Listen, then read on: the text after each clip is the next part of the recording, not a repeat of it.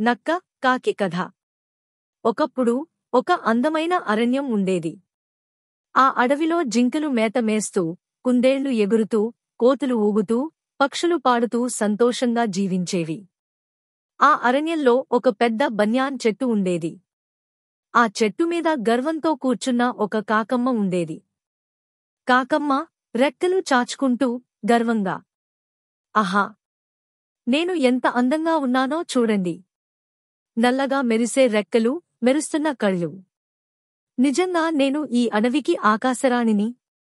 చిలుక మైనతో నెమ్మదిగా, వింటున్నావా? మళ్ళీ రాణి అని చెప్పుకుంటోంది. మైనా నవ్వుతూ, అవును చిలుక, కాకమ్మకు అందరి దృష్టి అంటే చాలా ఇష్టం. కోతి కింద కొమ్మలపై ఊగుతూ, అయ్యో రాణి గారు, మీకు అల్పాహారం ఏమిటి?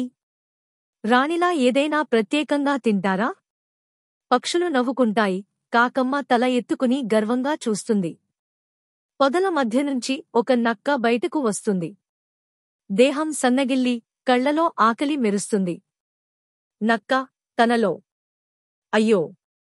3 రోజులుగా పూటకో ముద్ద దొరకలేదు. నా కడుపు గద్దల కంటే గట్టిగా కేకలు వేస్తోంది.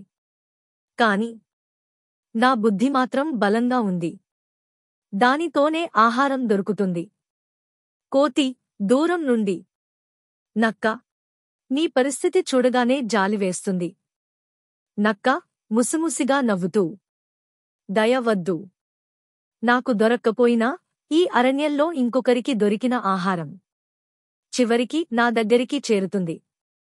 గ్రామానికి దగ్గరలో రైతు పొలంలో రొట్టి మిగిలి ఉంది. కాకమ్మ దాన్ని గమనిస్తుంది.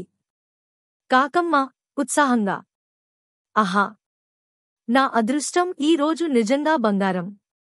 రైతు రొట్టి వదిలాడు. ఇదే నా ఉదయం విందు. కాకమ్మ రొట్టిని నోట్లో పట్టుకుని ఆకాశంలో ఎగురుతూ తన చెట్టు కొమ్మపై కూర్చుంటుంది. చిలుక ఆశ్చర్యంగా, అయ్యో! నోట్లో రొట్టి పట్టుకుని ఇలా ఎగరగలరా? ఎంత తెలివి! మైనా నిజమే. కాని కింద ఆ నక్కను చూడు. అతడి కళ్ళు మంటలు రగులుతున్నాయి. నక్క కిందనుంచి పైకి చూస్తూ ఆలోచిస్తోంది. నక్క తనలో, ఇదే నా అవకాశం. కాకమ్మ నోరు తెరిస్తే ఆది నా సొత్తు. నక్క విఫలయత్నం. నక్క చెట్టు ఎక్కడానికి ప్రయత్నిస్తుంది. జారి పడిపోతుంది. నక్క కడుపు పట్టుకుని, అయ్యో! చెట్టు ఎక్కడం నా పని కాదు. బుద్ధితోనే గెలవాలి. చిలుక గట్టిగా, కాకమ్మ జాగ్రత్త, ఈ నక్క ఏదో చేస్తోంది.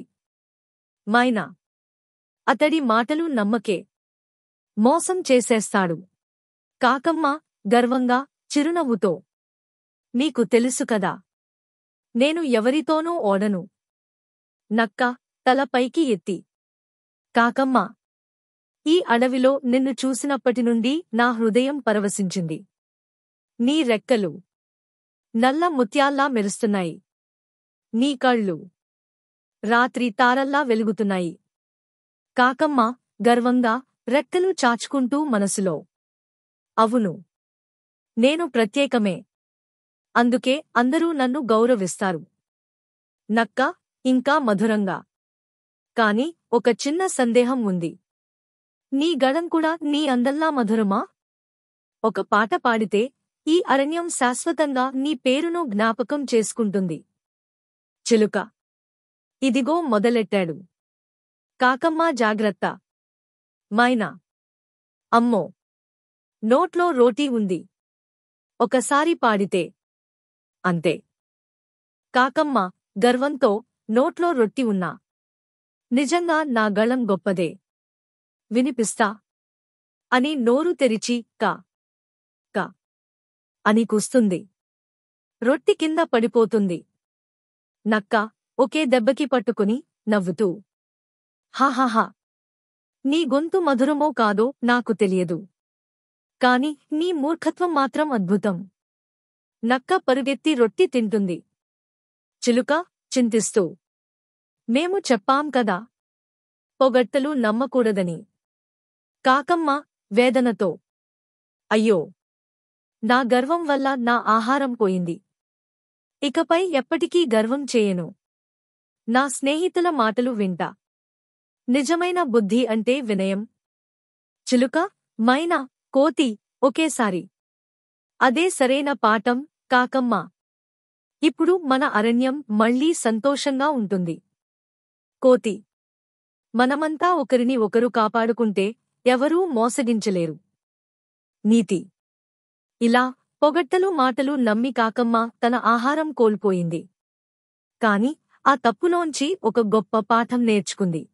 మీకు మా వీడియో నచ్చినట్లయితే please like, share and subscribe to my channel. ఒక రోజు అమ్మమ్మ తాతయ్య చెప్పిన కథలు.